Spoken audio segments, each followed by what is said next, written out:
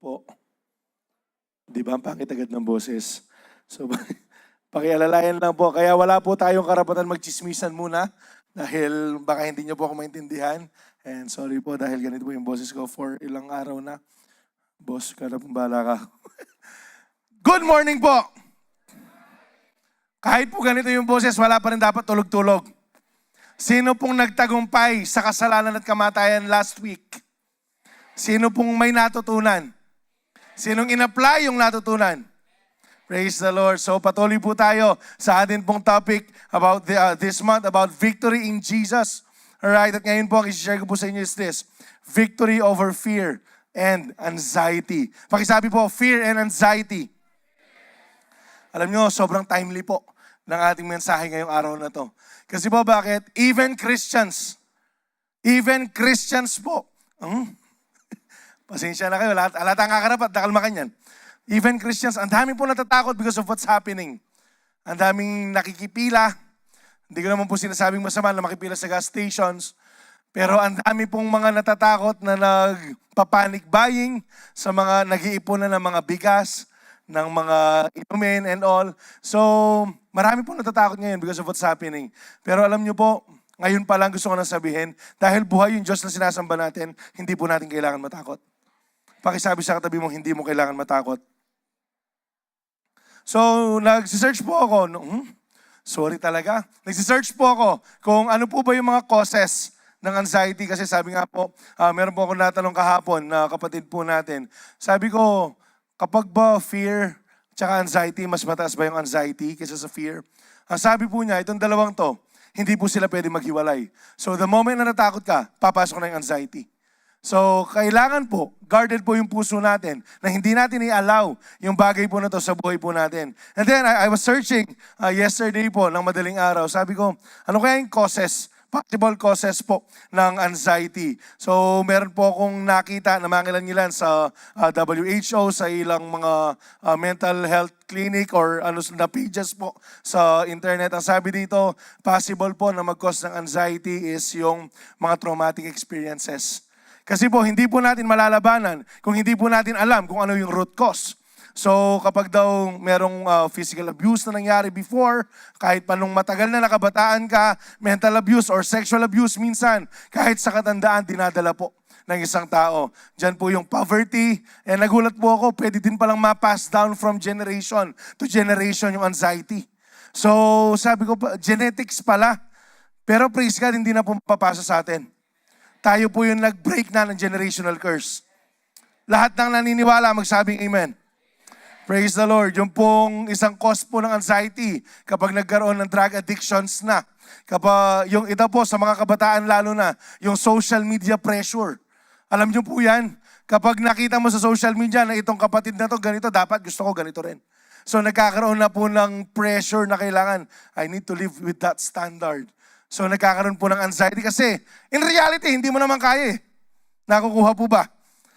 Meron pong social isolation, yung pong death of a partner, nagkakos po yan ng anxiety, death of a loved one, or living alone. So marami pong mga factors na nagkakos po ng anxiety. And upon searching po, based po sa WHO or World Health Organization, last 2021 po, 2021 pa to, na nag-gather po nila na data, meron pong 359 million people na nagkaroon po ng mental health issue, primarily anxiety and depression. 2021 pa to. Imagine po ngayon. Ngayon po yung mga kabataan, malungkot lang, anxiety na agad. Hindi lang pumapansin, hindi lang ma-replyan, anxiety na po agad. So imagine kung gaano po kagrabe yung itinaas ng bagay po na to. Tapos, kasi po gusto ko pong malaman, di po ako expert dito po sa field na to. Ano po yung mga sintomas na meron kang anxiety, meron depression, or lalo na yung fear, yung extreme fear. Ang sabi po dito, minsan nininervous ka, hindi mo alam bakit. Nininervous ka na hindi mo alam, restless ka, meron kang feeling mo, palagi ka mapapahamak. Yan po yung merong mga anxiety. Bigla kang nanlalamig, pinapawisan ng malamig. Ganyan daw po yung symptoms ng merong anxiety. Tapos, nabigla din po ako. Kasi ang alam ko lang, merong fear, merong anxiety, merong depression, merong panic attacks. Ang dami pala niyan. Hindi po pala biglang anxiety lang, ganyan. Meron pong generalized, hindi ko na po i-explain lahat, babasahin ko lang. Meron pong generalized anxiety disorder, panic disorder, or yung panic attack disorder. Ito po naman, yung panic attack, parang meron kang heart attack. Pero kapag nagpa-check up ka sa doktor, wala ka naman talaga sakit sa puso, meron ka lang panic attack. So meron pong social anxiety, CFANX, o yung separation anxiety, agoraphobia. Ang dami pong mga different kinds of anxiety.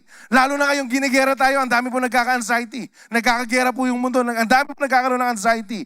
Tapos, daming tapos no? Tinanong ko po yung doktor po natin kasama dyan sa tabi-tabi, dyan sa likod dyan, kahapon.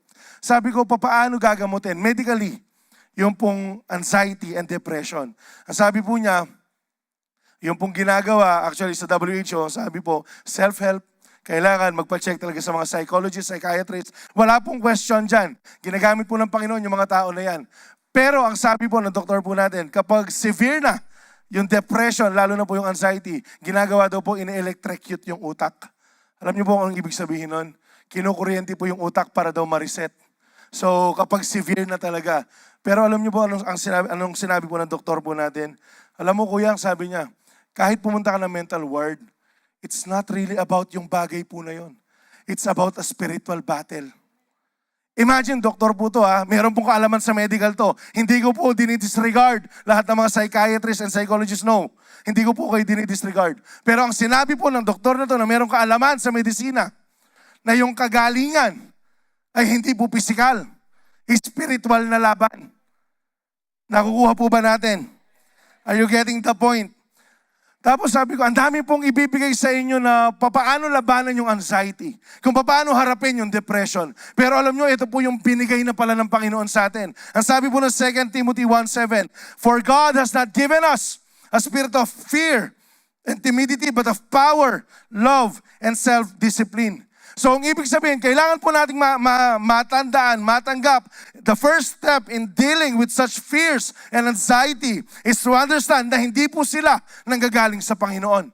Spirit nga sila So, yung pong mga spirito na hindi po nanggagaling sa Panginoon, tayo ng mga Kristiyano, ano pong ginagawa natin?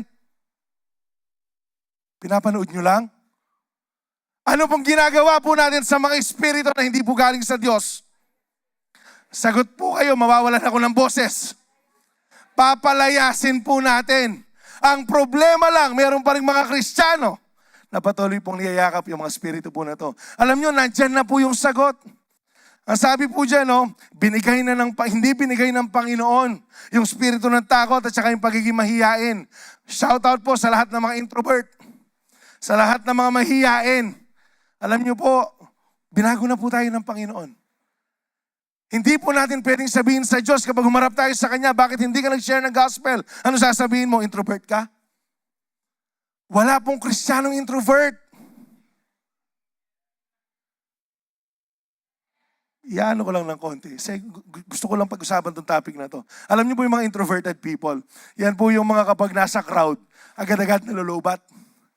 Yung kapag kunyari meron silang kasamang kagaya ko, agad-agad naiinis yan Yung, tuna na naman. Tapos po, ang gusto niya yung nagsisiklud talaga. Kasi yun yung recharge po nila. Paano po tayo mga Kristiyano? Paano tayo magiging introverted Christian? Kung sasabihin ng Panginoon sa atin, sharean mo yun. Ano sasabihin mo sa Lord? Lord, ayoko. Bakit? Introvert ako. Mahiyain kasi ako. Hindi po tayo binigyan ng Panginoon ng spirito ng pagkamahiyain at spirito po ng takot. Ang binigay po sa atin, spirito po ng kapangyarihan. Kapangyarihan po na nanggagaling sa Diyos. Pag-ibig at self-control or self-discipline. Alam niyo po, as I was searching po kung anong ibig sabihin ng self-control, yung sound mind, pare-pareho po yan Self-control, self-discipline at saka yung sound mind. Ang ancient Greek word po niyan ay nagpapakahulugan ng kalmado ka. Being calm, self-controlled mind. So ang ibig sabihin, yung pong sinabi ng Panginoon na binigay niya sa atin na sound mind, yun pa lang dapat wala ng karapatan yung fear and anxiety po sa buhay po natin. Ang kaso, pakisabi ang kaso, minsan, mas gusto po nating matakot kaysa sa magtiwala sa Panginoon. Ang mga Kristiyano nakakalimutan that from then on, hanggang sa nagkaroon ng pandemic, hanggang ngayon, hindi po tayo pinabayaan ng Panginoon. kailangan po nating paulit-ulit i-remind yung sarili po natin para po magkaroon ng kapayapaan sa ating mga kaisipan. Nalagay ko po dyan, we don't need to accept what God has not given us. Hindi po natin kailangan tanggapin yung mga bagay na hindi binigay ng Panginoon. At kailangan po nating yakapin, paniwalaan, ipamuhay yung mga bagay na binigay po ng Panginoon sa atin. Ano po yan? Sa verse po natin kanina, power, love, and self-discipline, sound mind. Yan po yung kailangan po nating ipamuhay. So ngayon po mag-aaral po tayo. And please, once again, bear with me sa akin pong boses, pero hindi po ako titigil. Pota pong may pais ko, yun ako mo kalyan. Madidistract po, ang kalyan da ako eh. Amen? Pota pong may piyok ko, yung kalyan. Bahala na kayo, kalyan yun ako mo. To be victorious over fear and anxiety, you need to know the Lord your God. Kailangan daw, para po maging victorious tayo sa fear and anxiety, kailangan, kilala mo daw yung Diyos na meron ka. And hindi po enough, nakilala mo lang si Jesus. Marami po nakakakilala kay Jesus na nasa impyerno ngayon. Why? Kasi wala naman silang intimacy. Wala pong maayos na relationship. Knowing the Lord your God is the foundation for overcoming fear because it shifts your focus from your circumstances to His unchanging character and power. Ang sabi po ng script na binigay po sa amin. So ano po ba yung kailangan malaman po natin sa Diyos? Matutunan po natin at i-apply po natin sa ating mga buhay. First, we need to know His presence. Pakisabi po, presence. Ito po yung masarap na katotohanan that He is always with us. Na hindi po tayo iiwan ng Panginoon. Ang sabi po dito, fear often stems from feeling isolated or in a difficult situation. So nagsisimula daw po yung takot kapag nakakaramdam ka na nag-iisa ka na lang. Kapag nararamdaman mo na wala kang kasama. And ang sabi po dito, yung feeling isolated, ito, lalo na po sa mga magulang na nagpo-provide sa kanilang mga anak, nararamdaman mo parang hindi naaabot yung sahod. Parang hindi na sasapat yung sahod na meron ka. Parang feeling mo, tangan-tangan mo yung langit at lupa. Feeling mo, nasa iyo lahat ng problema. Feeling mo, wala nagmamahal sa'yo. Feeling mo, wala kang mararating. Feeling mo, nag-iisa ka. Alam nyo, ito po yung gusto ko sabihin sa inyo, tama ka. Feeling mo lang yon. Nakukuha po ba? Ma-feeling kasi tayo eh. Ang sabi po ng Bible, we need not to live by what we feel, but we need to live kung ano po yung sinasabi ng Panginoon. We live by faith. Pakisabi sa katabi mo, huwag kang ma-feeling. Lalo na po retang mahilig manalbekay kaya, detang drama-drama, potong pagsabi, no pong kalambot puso, manakit lamong aso gumagala, manakit lamong nano gumagala. Pero tayo pong mga Kristiyano, we are not called to live by what we feel. We are called to live by what the Word of God says. Ito po yung pamumuhay po natin. Kaya po prone tayo sa fear and discouragement. Pero sabi po dito, when we are alone, but we are never alone. Bakit po? Dahil lamang sa katotohanan, nakasama po natin ang Panginoon. Ang sabi po ng Isaiah 41:10, so do not fear. Pakisabi po, do not fear. Hindi po ito suggestion. Hindi po ito option. Ito po ay command ng Panginoon na sinasabi niya sa mga anak niya, huwag kang matakot. Kaya pakisabi sa sarili mo, huwag kang matakot. Kausapin mo yung sarili mo, huwag kang matakot. Bakit ka matatakot kung kasama mo yung Panginoon? If God is for us, who can be against us? If God is with us, even Satan himself, alaya po nga karapat kaya katamo. Kaso kailangan po nating mayakap yung katotohanan na dapat hindi tayo natatakot anuman yung sitwasyon. Do not be dismayed. Huwag ka daw madismaya. Bakit? Kasi siya yung Diyos na sinasamba mo. Huwag kang madismaya kung mataas na yung gasolina ngayon. Bakit? Kasi magpo-provide pa rin ng Panginoon. Huwag kang madismaya kung nagtataasan yung bilihin. Kasi bakit? Tapat pa rin yung Panginoon. Nakukuha po ba natin? Huwag po tayong madismaya kung ano yung nangyayari. Kasi bakit? Siguradong mayroong magandang plano yung Panginoon. So we need to know who our God is. Sabi dito, I will strengthen you and help you. I will uphold you with my righteous right hand. Pangalawa po, we need to know His character. Ano po yung character ng Panginoon? He always protects. Palagi po tayong iniingatan ng Panginoon. Ang sabi po dito, Psalms 46, 1-2, God is our refuge and our strength, an ever-present help. Pakisabi po, ever-present help. Yung ibig sabihin po niyan, anytime. Ang ibig sabihin po niyan, walang schedule. Ang ibig sabihin po niyan, palagi. So kapag meron kang problema, pwede ka lumapit sa Diyos kasi tutulungan ka niya. Alam niyo po, sobrang hirap or sobrang nakakadismaya, nakakadiscourage kapag meron nagsabi sa'yo, sige, kapag meron kang problema, lumapit ka lang sa akin, tutulungan kita. Tapos kapag nasa part ka ng buhay mo na meron kang problema, you are calling out that person, tapos wala siya. Anong reason niya? Sorry, busy ako. Sorry, meron akong ginagawa. Makalungkot to. Pero praise God, hindi po natin yung mararanasan sa Panginoon. Kasi po bakit? Every time, kahit po madaling araw pa yan, kapag sinabi mo sa Panginoon na Lord, tulungan mo ko, palagi po siya nandyan para sa atin. Kaya nga po napag-aralan po natin way back na hindi po natin last resort yung prayer. Ito po yung first option po natin. Ito po yung pinakaunang kailangan natin gawin. Kasi po bakit? The moment that you prayed, siguradong mayroong sagot sa panalangin. Nakukuha po ba? An ever-present help in times of trouble. Therefore, ang sabi dito, do not fear. Dapat daw wag kang matakot, though the earth give way and the mountains fall into the heart of the sea. Kahit pa magkaroon ng malaking earthquake dyan, kahit pa magtaasan yung mga bilihin dyan, kahit pa magkaroon ng malakas na bagyo, kahit pa magkaroon ng isa pang pandemic, puprotektahan pa rin po tayo ng Panginoon. Kasi po bakit?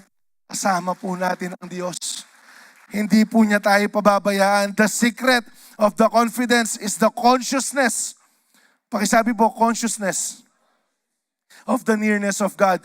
Para po hindi ka matakot at magkaroon ng anxiety. Palagi mo lang isipin sa sarili mo, kasama ko ang Panginoon. Kasama ko ang Diyos. Alam niyo po, it may be harder para po sa atin, lalo na kapag nasa balik tayo ng karamdaman. Kapag nasa punto ka ng buhay mo na hindi mo na alam kung anong gagawin mo. Yes, it is easier said than done, but do it anyway.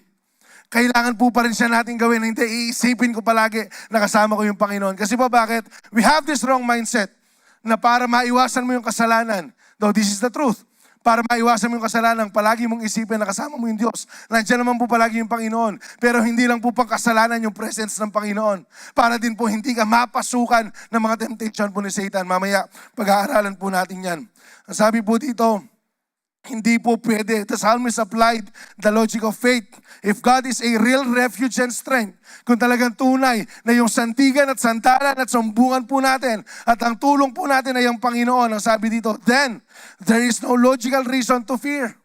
Kung tunay po yung Diyos na sinasamba po natin, wala daw tayong karapatan matakot. Wala daw po tayong karapatan mamuhay sa takot. I-clear ko lang po. Baka po sasabihin nyo, super spiritual tayo dito. Hindi ko po sinasabi na hindi po tayo matatakot. Hindi ko po sinasabi na hindi ka malulungkot, na hindi ka makakaranas ng anxiety. No, hindi ko po sinasabi yan. Ang sinasabi ko lang, kasalanan mo kapag nanatili ka doon. It is a hard pill to swallow. Pero in reality, hindi po natin control yung mga bagay na darating po sa atin. Pero control mo kung ano yung mananatili sa'yo. Ang tanong, will you be choosing that fear, that anxiety, yung worries, yung doubts na manatili po sa buhay po natin? I hope sa atin po mga taga-Calvary, hindi po natin pipiliing manatili yan.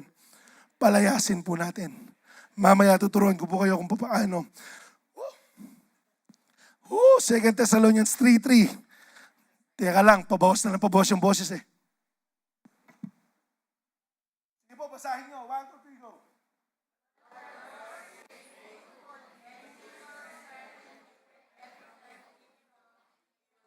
Tingnan nyo po yung pagkakalatag ng verse po na yan.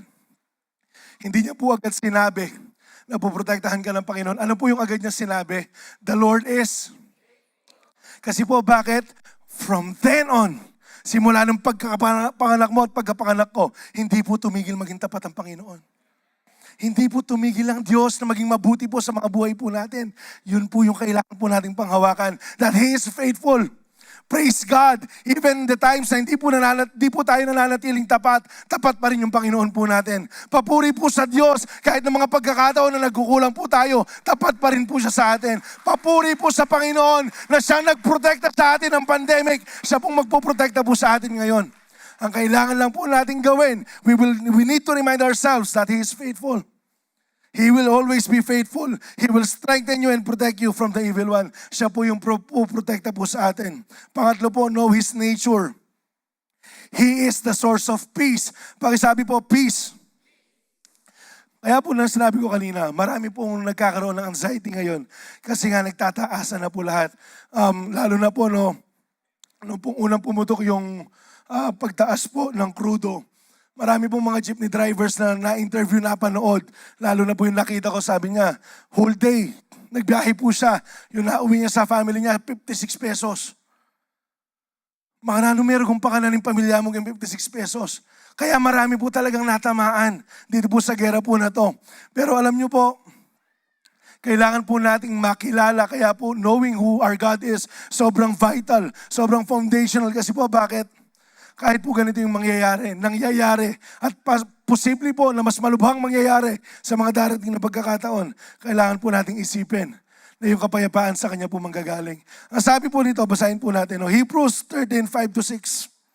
Keep your lives free from the love of money and be content with what you have because God has said, never will I leave you, never will I forsake you.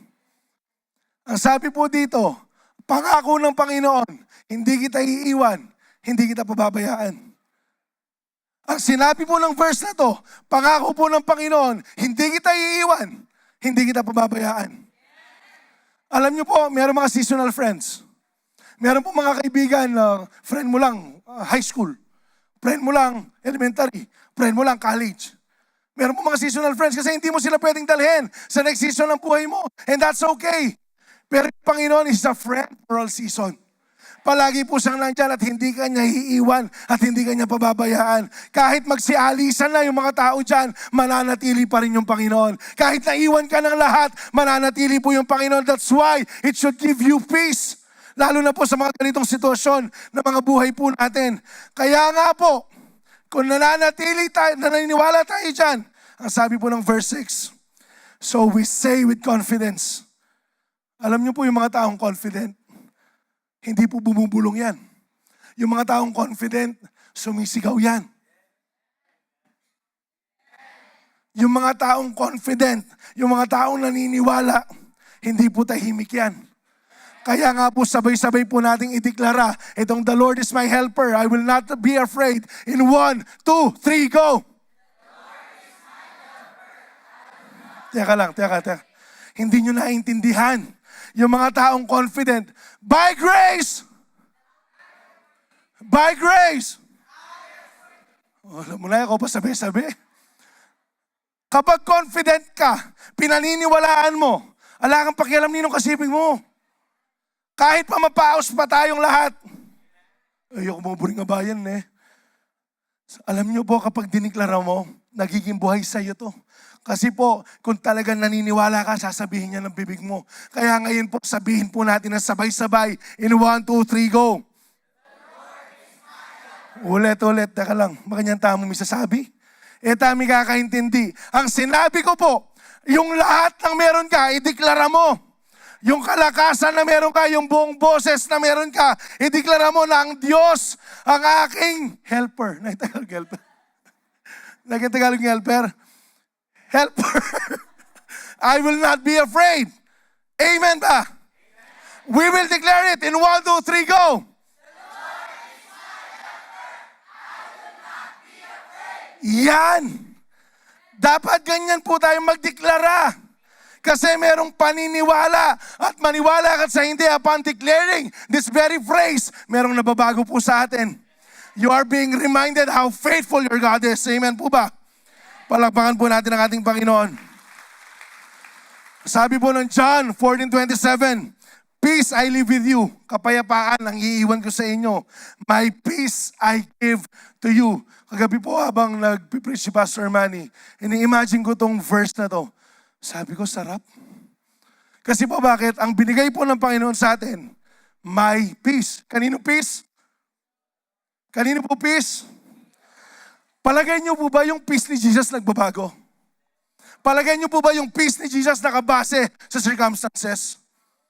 So ang sabi ng Panginoon sa atin, itong perfect peace ko ang ibibigay ko sa inyo. Kanya manatay ta, habang mag-missile ka mamang kang popcorn. Yan po yung peace na gusto ng Panginoon sa atin. Habang yung iba nagka-crumble na, naguguluhan na, ikaw pumapalakpak ka pa rin, nagpupuri sa Kanya. Yun yung kapayapaan na binigay po ng Panginoon sa atin. Pero, pakisabi, pero, Bakit hindi po lahat nararanasan itong ganitong klase ng peace? Kasi po bakit? Hindi kasi lahat ina-apply yung word ng Panginoon. Hindi kasi lahat tinatanggap kung ano po yung salita ng Panginoon. Alam niyo po, nung sinabi ng Panginoon na my peace, I give you, my shalom, I give to you. Yung pong shalom, ito po yung blessed ka, spirit, soul, and body. Ito po yung pinagpala ka ng Panginoon. Anumang pagkakailangan mo, binigay na ng Panginoon sa iyo. Alam niyo po, masarap po yung peace na yan. Hindi po lahat, kunyari po, sabi dyan, I do not give as the world gives. Ano po ba yung mindset ng mundo para pumayapa ka? Maraming pera. Kapag marami kang pera, akala mo payapa ka. Pero in reality, ang dami pong mayayaman na mayroong anxiety. Kasi po bakit? Hindi alam paano itago yung pera eh. Yung business, palagi ninanakawan. Yung trabaho, palagi niloloko. Tapos po, kapag mayroong gustong mang-hold up sa'yo, kailangan yung security mo, security guard pa. Kasi po bakit? Walang kapayapaan po sa pera. Ang bibigay sa'yo ng mundo, temporary fix lang. Ang binibigay po ng Panginoon, kapayapaang pang-eternal. Kaya po, kailangan po, pumayapa po ang bawat isa po sa atin. He does not give us, kagaya po ng mundo. Ang sabi po dyan, do not let your hearts be troubled. Ito po yung partisipasyon po natin. Huwag mong hayaan na magulumihanan ka. Huwag mong hayaan na matakot ka. And do not be afraid. Ang sabi po ng Panginoon, nang sa gayon, maranasan po natin yung kapayapaan na nanggagaling po sa Panginoon. Yung pong part natin, huwag tayong matakot. Pakisabi sa katabi mo, huwag kang matakot. Yan, huwag kang matakot. Huwag po tayong magduda. Ang Diyos po ang bahala po sa atin. Number 2, to be victorious over fear and anxiety, you need to know who you are in Christ. Kailangan mong malaman at ipamuhay yung identity po na binigay po sa atin ng Panginoon. Una, natutunan po natin kung sino po ang Diyos. Nalaman po natin kung sino yung Panginoon. Ngayon, kailangan po nating tayuan kung sino po tayo kay Kristo. Ang sabi po dito, knowing your identity as a child of God is the ultimate antidote to fear. Ito daw po yung pinakalunas sa takot po and anxiety. And lalo na po ngayon, marami po nagkakaroon ng identity crisis. So yung identity crisis po, hindi lang po siya nababox sa mga tao na nagkakaroon ng question regarding their identity. Yung pong for example, lalaki-lalaki, babae-babae, nagkakagustuhan. Hindi lang po siya yung identity crisis. Though kasama po yan. Alam niyo po kung ano po yung identity crisis na nararanasan ng mga Kristiyano ngayon? Yung pong pagkalimot sa ginawa ni Kristo. They are having this crisis na, ala na naman malyari. Ala na naman mag-provide ka ako. Alam mo, sabihan na ng ginugya ka, shh, anak, ina ako man may bayo. Kaya po merong mga nagkakaroon ng identity crisis kasi kinakalimutan yung identity nila sa Panginoon. Alam niyo po, ang sabi po dito, Romans 8:14-16, for those who are led by the Spirit of God are children of God. Sino po dito yung mga anak ng Diyos? Magsabing amen. At paalala lang, hindi po lahat anak ng Diyos. Naniniwala po ba kayo doon? Hindi po lahat anak ng Diyos. Lahat mahal ng Diyos. Pero yung anak lang po ng Diyos kung sino po yung tumanggap kay Kristo bilang kanyang Diyos at tagapagligtas. Sa Bible lang po tayo. The Spirit you receive does not make you slaves so that you will not live in fear again. Yun daw pong banal na Spirito po na nasa sa atin. It will not cause us to fear. Kundi ang ibibigay po sa atin yan, courage and boldness. Ang tanong, hanggang ngayon ba matatakotin ka pa? Sino po sa inyo matatakotin sa dilim? Magsabing amen. Wala, no matapang nungan. Kahit po itang mimimila, pasap lang nga po ito. Alam niyo po, lalo na po sa amin, no? Dumating po sa pagkakataon na noon pa po, kasi apat po kami magkakapatid, nanay, tatay ko. So, dalawa po yung kwarto namin sa bahay po namin noon. Namatay po yung tito ko, yung asawa po ng tita ko. So, namatay po siya. Alam niyo po, pagkamatay po niya, may kasya kami itong kamanam kami. Tapos po walang umiihing mag-isa. Makatakot eh. Noon. Pero kapag nalaman mo yung identity mo, wala kang dapat katakutan. Wala po tayong dapat katakutan. Kasi po bakit? Kasama natin ang Diyos. Remind tayo po tayo sa sarili natin. Tuloy-tuloy po natin. Rather, the Spirit you receive brought about your adoption to sonship, and by Him we cry, Abba, Father. So, ang ibig sabihin, ngayon po, meron po tayong special relationship sa atin pong Panginoon na ang tawag po natin sa Kanya, Ama. Ang sabi po dito, the Spirit Himself testify with our spirit that we are God's children. Pakatandaan po natin, ulitin ko lang, sa lahat ng mga anak ng Diyos, magsabing Amen. Ang ibig sabihin, anak ka ng Diyos kasi mahal ka niya. Tama. At kaya mahal niya tayo, kaya hindi niya po tayo pababayaan. Dahil mahal ka ng Panginoon. Sino po dito yung merong mga anak? Magtaas ng kamay. Mahal niyo po ba yung mga anak niyo? Totoo. Bakit yung iba sinisiko niyo na agad? Alam niyo po, naniniwala po ako lahat po ng mga magulang. Karamihan. Pero dito sa Calvary, I do believe lahat. Kayo po ng mga magulang, binibigay niyo lahat para sa mga anak ninyo. Yung iba hindi. Si Kuya AJ na lang gamitin kong example nga. Alam niyo po si Kuya AJ, yung pong kamukha ko nag-lead kanina dito. Wala na akong boss siya, ako pa supportan. So alam niyo po si Kuya AJ, kunyari ito niyang gawin yan. Muli ya para mulawin ang anak na. Kanya minsan mag-meeting kami, likuan na kami para mulawin ang anak na. Sobra na po kaluguran ng anak na yan. Gagawa na nga pong ega na gana para kayong anak na. He is becoming pa. Better person na yan eh. But he is always striving po para mas maging better para po sa kanyang anak. Gusto ko, Koy. Puta manula ako mo, korek mo ko ha. Hindi kasi nakikita ko po sa kasama po natin.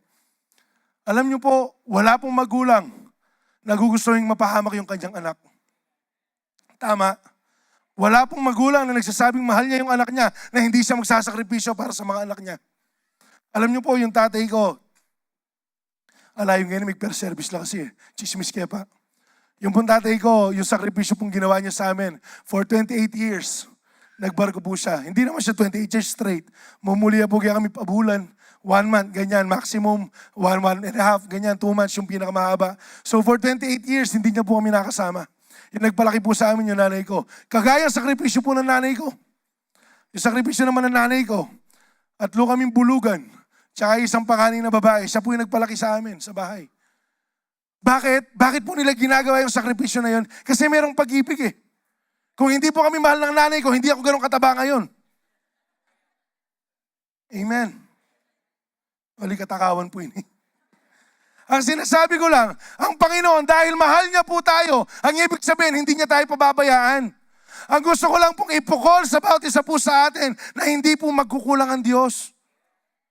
Na siya pong Diyos noon na sinasamba ni Moses, siya pong Diyos na sinasamba po natin ngayon. Na siyang Diyos ni Abraham, siya pong Diyos na meron po tayo ngayon. Ang sinasabi ko lang, hindi ka pababayaan ng Diyos. Di ba may nanay bagya? Sige po, palakpakan natin ang Panginoon. Matthew, sa lahat ng mga magulang, magiging magulang, para po sa atin lahat to. Matthew 7:9-11. You parents, ang sabi po dyan, if your children ask for a loaf of bread, bibigyan mo ba siya ng bato? Ikaw na magulang, kung humihingi daw ng tinapay, yung anak mo, bibigyan mo ba daw siya ng bato? Sa lahat ng mga magulang, anong sagot? Hindi po, lalo na nung tuturugan niya ang bato, masaya medyo dyan. Ikaw na magulang, kung humihingi daw po siya ng isda, bibigyan mo po siya ng aas. Siyempre, Lime, kung magulang ka, ginawa mo yon. Sabi nga po ni Pastor Manny, lamaran ka. At maniwala ko, walang lamaran na piyangari kang Calvary. Pakisabi sa katabi mo, huwag ka lamaran. Ang sabi dyan, of course not. Hindi mo ibibigay yung bagay na ikakapahamak ng anak mo. Segue ko lang ulit. Mag-Mother's Day. Happy Mother's Day po sa lahat ng mga nanay. Papurihan po ang Panginoon sa inyong mga buhay. Sige po, palakpakan niyo yung Ginoy ako, Marina eh. Alam nyo, mga anak, pare-pareho tayong nagrebelde nung araw. Kasi po bakit? Sa una, hindi nyo maintindihan, mga kabataan, magtaas na nga ng kamay. Lalo na kung kasama mo yung nanay, magulang mo, guardian mo. Sige, kung meron pa rin makilan-ngilan. Alam nyo, huwag kayong magalit kapag binabawalan kayo lumabas. Huwag kayong magalit kapag binabawalan kayo mag-boyfriend. Huwag kayong, kasi po bakit? Ito, illustration to na hindi ko po makalimutan. Sige, ipilit mo yung sarili mo. Kasi po yakot ko magagawan eh. Para po payagan na ako maglaram ko. Magtisis kami. Yung thesis po namin, magsisimula ng alas 12 hanggang mga alas 5. Red Doors, Emperador, then mo po inuman mi. Abin po yung thesis mi. Muli ko po kayang bala naman ako na akong kapag daretso ko mandilo, inabalo makainom ko.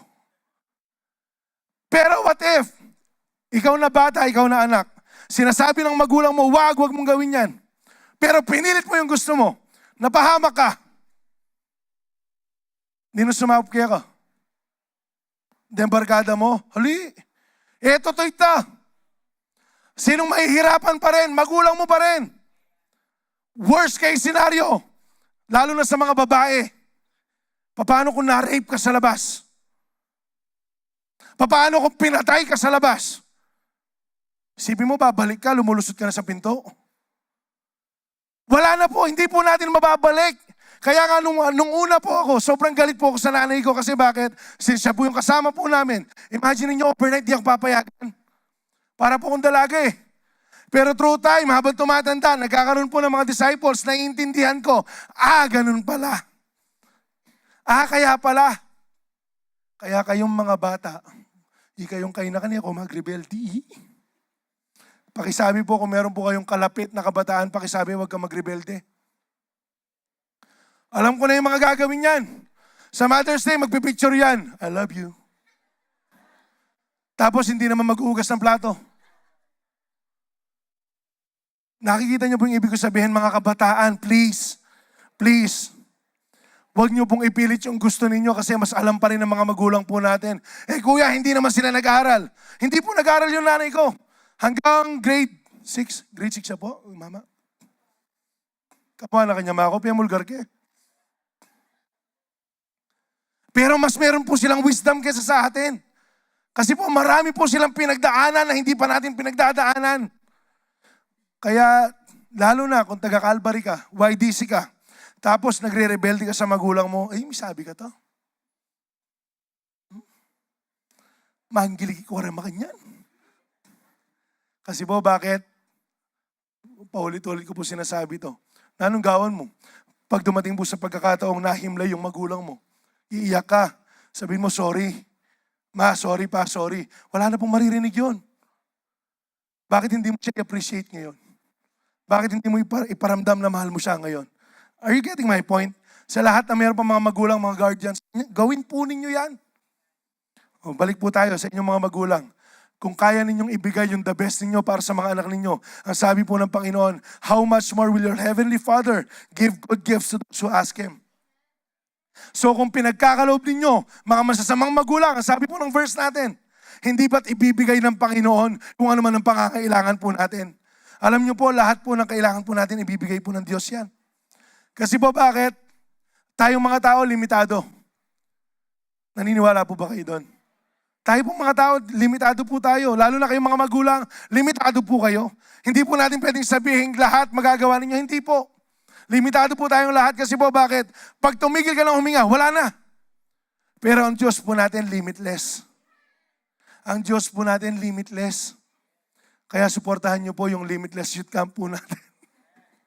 Sali ko lumpia po, tabay na pamuluto ng kanyaman. Mamali-malila po. Alam niyo po, sabi ng 1 Peter 5:7, cast all your anxiety on Him because He cares for you. Ito po yung isa sa mga identity na kailangan po nating mayakap na mayroong pakialam sa atin ng Panginoon na hindi ka basta-basta at hindi ka pababayaan ng Diyos. Kaya anong kailangan mong gawin kapag dumarating ka sa pagkakataon ng buhay mo na meron ka na naman suliranin sa buhay, ang gagawin mo, you need to cast it to the Lord. Alam niyo po kung anong ibig sabihin ng cast? Hindi po yung iwan mo lang sa Panginoon. Itapon mo.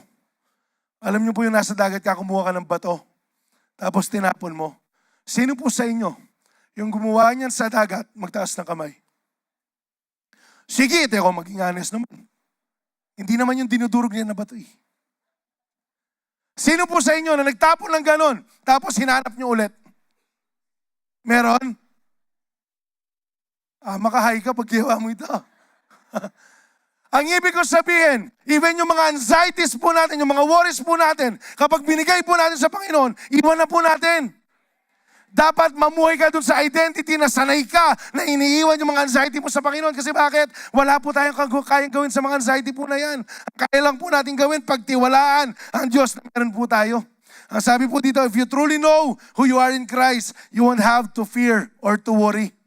Hindi mo daw kailangan matakot o magalumihanan. Last but not the least na lang po, to be victorious over fear and anxiety, you need to know your God-given authority. Pakisabi, God-given authority. Ang sabi po ng Luke 10:19, I have given you authority to trample on snakes and scorpions and overcome all the powers of the enemy. Nothing will harm us. So yung pong sinasabi dyan, pinagkalooban po tayo ng kapangyarihan, ng kapamahalaan ng ating pong Panginoon. Para daw po saan? Para to trample. Okay? Ano pong ibig sabihin ng trample? Paano po tayo yumuyurak?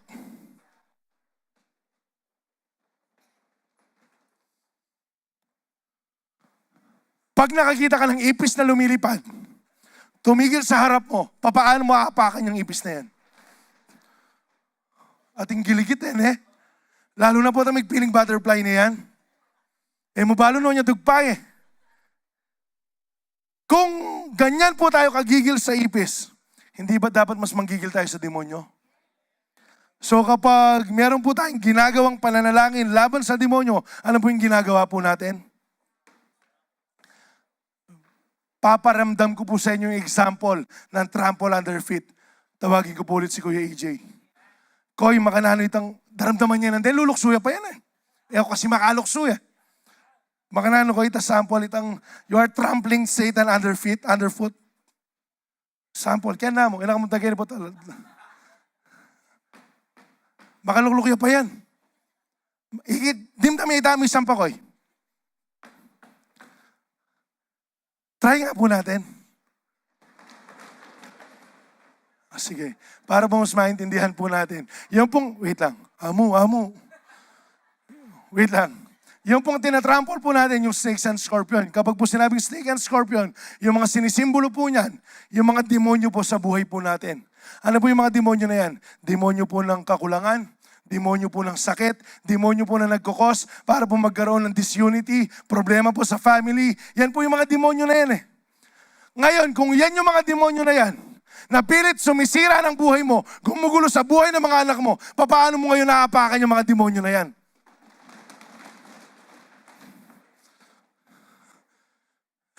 Istuyabi ni Pastor Manny, minsan balamuran eh. Pakanya, no? Alam niyo po, kailangan may gigil. Kailangan manggiligid ka kang kalaban. Huwag kang matuwa na nandiyan si Satan tapos hindi kanya inaatake. Kailangan po ready tamo palaging titirahan tayo sa Satan. Amen ba? Ang tanong, ready ka ba makipaglaban? Ang tanong, ready ka ba makipaglaban? Check po natin to. Satan never stops pursuing his mission to steal, kill, and destroy. Alam niyo po, yan po yung plataforma ni Satan. To steal, kill, and destroy. So we, as Christians, must remain vigilant and unwavering, fighting back through prayer and the authority God has given us. Kailangan po lumalaban tayo. Kailangan po patuloy po tayong nananalangin. Alam niyo po, tuloy-tuloy lang po natin, no? 2 Corinthians po, 10:3-5. For though we live in the world, we do not wage war. We do not wage war as the world does. Kasi po bakit? Yung pong mga ginagamit ng mga taga-mundo ngayon, missile. Meron po silang mga drones. Wala po tayong ganyan sa Pilipinas, unang-una. Pangalawa, sabi po ng verse 4, the weapon we fight with are not weapon of the world. Hindi po sila weapon of destruction. On the contrary, they have divine power to demolish strongholds. Ang sabi po dyan, tapusin po natin, we demolish arguments and every pretensions that set itself against the knowledge of God. And we take them captive take them captive to, and we take captive every thought to make it obedient to Christ. Ang sinasabi po dito, yung pakikipaglaban po natin, hindi po physical, kundi spiritual. Because you know why? Everything happens bago po mag-manifest sa physical. Meron munang gera sa spiritual. Kaya po pansinin ninyo, bakit itong isang kapatid na to palaging victorious? Bakit palagi siya pinagpapala ng Panginoon? Kasi po yung tao na yan palaging nakaluhod sa kanyang prayer room. Kasi po yung tao na yan palagi po nakikipag-battle. Bakit yung iba palaging ang bilis ng pagpapala sa kanila? Hindi po smooth sailing yan sa spiritual realm. Marami pong demonyong kinapian. Are you getting my point? Before mag-manifest sa physical realm, spiritual realm muna. Ang tanong, paano po yung spiritual level natin sa spiritual realm? Are we that kind of Christian na palaging on war? Palagi pong nakikipaglaban? O tayo po yung Kristiyanong chill lang? Alam nyo po, tayo po, real talk lang, wala pong Kristiyanong chill lang sa spiritual realm. Kaya nga dapat every time that you are praying, pangulisakan mo yung Satan. Sabi namin purang anak, dapat di kayo bate. Dapat hindi kayo close. Kaya kailangan kapag nanalangin ka, palayasin mo yan. Sige po, sa mga nakarinig na at saka nakaranas na ng ganito, paano po kayo pinapalayas ng mga asawa nyo? Karakalmilid, nakalata may karelate. Paano po yung sasabihin yan? Demonyo ka! Lumayas ka dyan! Asawa mo pa lang yan. Ang sinasabi ko po dito, kailangan may conviction. Kailangan may power. Kasi po bakit? Kung hindi po tayo lalaban para sa mga pamilya po natin, kung hindi ka mananalangin para sa future ng mga anak mo, kung hindi ka magpe-pray para mag-provide ng Panginoon, sino? Aasahan mo yung mga pastor na lang dito? Hindi po. Yung pong spiritual battle, we have our own battles to fight. Though we will be fighting from victory, not for victory. Pero kailangan pa rin nating lumaban. Ang tanong, paano ka lalaban? Ano sasabihin mo kay Satan? Sige na. Hindi po makukuha sa pakiusapan yan. Makukuha po yan, alam nyo saan? Sa paspasan. Pamaspas mo eh. Hindi, totoo po sa spiritual realm. Pwede po na. Kaya nga umaapak tayo eh. Kaya nga pantamusakan tayo eh. Yan ko po palagi kong pag-pray kasi Satan, alakang karapatan ka rin pamilya ko. Alakang karapatan, ali kami magkulang. Ali kami pwedeng magkasakit, ali kami makanini. Palayasan niya po yung Satan. Bakit sabihan, sige na, makona ka. Battle nga eh. Meron na po ba kayo narinig na sumigaw ng pabulong? Huy, lumabas ka dyan. Kaya balo nung intindihan nyo ko, liyo ko. Pero sana po naintindihan yung ibig ko sabihin. Sabi po dito, ito po yung nature na battle po natin. We live physical but we fight spiritual. Spiritual po tayo. Sabi po, yung type of weapons po natin, hindi po nang galing sa tao, kundi po galing sa Diyos yung ginagamit po natin. Ano po yung mga weapons po na yan? Prayer, lalong-lalo na. Pag-worship po natin sa Panginoon. Did you know, sa pagtataas mo ng kamay, meron na nangyayari sa spiritual realm? Kaya nga po, hindi lang beat yung hawak mo, sabi ni Kuya AJ. Hindi po isang kamay lang yung nakataas. Alam nyo, every time na mag-worship ka, ibigay mo lahat. As you worship God, you are being victorious already. Pakatandaan po natin yan. Alam nyo po, yung mga stronghold na sinasabi po dito, yung pong knowledge that set itself against the knowledge of God. Ito po yung kapag sinabi ng doktor sa'yo, pasensya na kang gana kakin. Hindi, take mo yun, i-captive mo yun, captivate mo yun. Tapos gawin mo siyang obedient sa Lord. Ano sasabihin mo dyan? Alin ako paborin ng Ginoo. Kapag po meron nagsabi sa'yong wala kang kwenta, para kaya ka, pero yung Ginoo, binyan na ka ako. Ako basta-basta. Pakisabi po, ako basta-basta. Hindi ako just. Hindi po tayo basta-basta. Kasi po bakit? Mahal tayo ng Panginoon eh. Kapag po dumarating yung takot, yung bulong po sa atin na magkukulang na naman, na wala namang pambayad ng bills, na wala namang pambayad ng ganito, pakisabi naman po sa sarili po natin, alam nyo ano? Hindi naman nagkulang ang Diyos sa atin. Pakisabi din kay Satan na bumubulong, hoy mako ka Ken, lumayas ka dyan. Kasi bakit? Hindi magkukulang ang Diyos sa buhay ko. Kailangan po i-combat po natin yung mga ginagamit po ni Satan sa atin. Kailangan po labanan po natin. Hindi po natin yung malalabanan sa sariling kakayanan po natin. But please have Jesus with us. May sambut na yung agad. Alam niyo po ba yung laban natin? Sorry, last na lang. Yung pong battle na meron po tayo. Ito po yung siste. Sure win ka agad. Nakukuha. Tayo pong lahat ng mga Kristiyano, sure win na po tayo. Ang problema, pupunta ka ba doon or hindi ka? Kasi kahit na sure win ka, kahit for example lang, sa liga, basketball, tatay mo yung referee, kapatid mo yung isa, yung mga committee, kamag-anak mo, lalo na kaya katang Pilipino, dakal mapamurahit. Matik sure win ka eh, pero hindi ka mananalo kung hindi ka pupunta. Nakukuha po ba natin? Hindi ka mananalo kung hindi ka mag-a-appear doon. For example, beauty pageant. Yung judge, ate mo, tsaka nanay mo. Yung tanong, ni-rehearse mo na 2 years ago. Are you getting the point? Yung mga audience, sino? Kamag-anak nyo lahat. Sino mananalo? Kung pupunta ka. Are you getting the point? Para lang po maintindihan po natin. Ang sinasabi ko lang, we are already victorious, pero kailangan mag-appear po tayo sa battleground. Sa battlefield po natin, saan po yan? Kailangan po, ingutak tama Marisea. Kailangan po naka-accord po yan sa salita po ng Panginoon. Sabi din po dito, last verse po natin. James 4:7. Sabi diyan, submit yourselves. Pakisabi po, submit yourselves then to God. Resist the devil and he will flee from you. Alam niyo po, authority begins with submission. You want to live that God-given authority? You want to use that God-given authority? Then learn to submit yourselves first to God. Ang meaning po ng submission, kailangan naka-place ka under authority. Kailangan ka po yung nangunguna sa buhay po natin. Principle, sabi po dito, you cannot exercise spiritual authority unless you are under God's authority. Kailangan po submitted po tayo sa Panginoon. Resist the devil. Sabi po dito, resist is an active, forceful term to stand against or oppose. Kaya kapag mayroong ginagawa sa si Satan, labanan mo. At paalala ko lang po ng paulit-ulit, kapag po mayroong pong pag-aaway sa pamilya, hindi po sila yung kaaway nyo.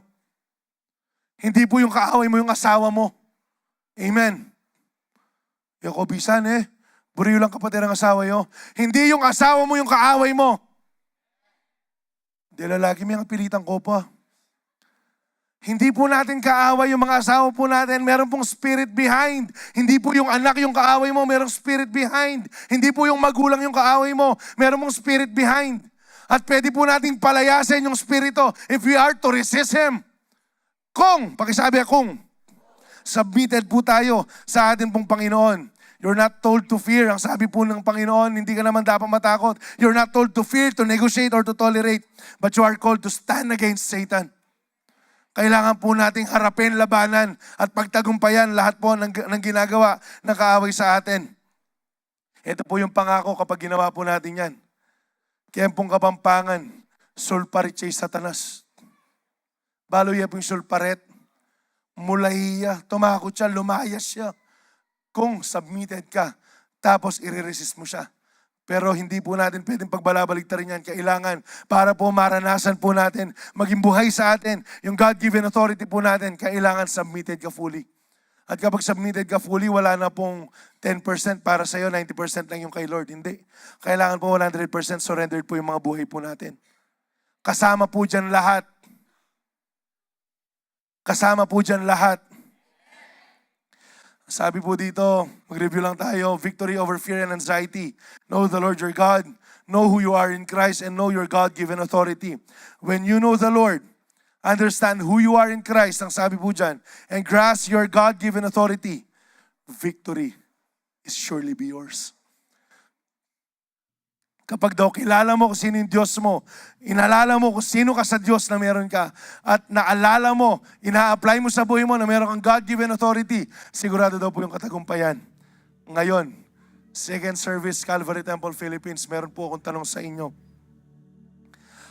Ano-ano po yung mga demonyo na pilit gumugulo sa buhay ninyo at sa mga pamilya po ninyo? Meron po ba? Siguradong meron. Because Satan will not stop trying to steal, kill, and destroy. Yung pong family, yung faith, yung word na meron ka. Sigurado pong pilit niya sinisira yan. Siguradong merong resistance si Satan. Kaya nga mapapansin niyo po, minsan meron po lumalabas sa mga bibig natin kung kailan tinanggap po si Jesus. Kung kailan nag-church ako, doon ako dumami yung problema. Hindi po dumami yung problema mo. In-expose lang ni Lord yung mga battle na meron ka. Ngayon ang tanong, sino po sa inyo yung merong mga battles? Taas ang kamay. Yung po mga battle na yan, Yan po yung addiction ng miyembro ng family mo. Yan po yung kaligtasan ng family mo. Yan po yung provision ng Panginoon para sa family mo, para sa iyo mismo. Yan yung pangarap na binigay ng Panginoon sa iyo. Pero pilit at pilit pong pinipigilan ni Satan. Ang tanong, sino pong handang lumaban ngayong oras na to? Ingayan ko pong bawat sila tumayo before we take the Holy Communion.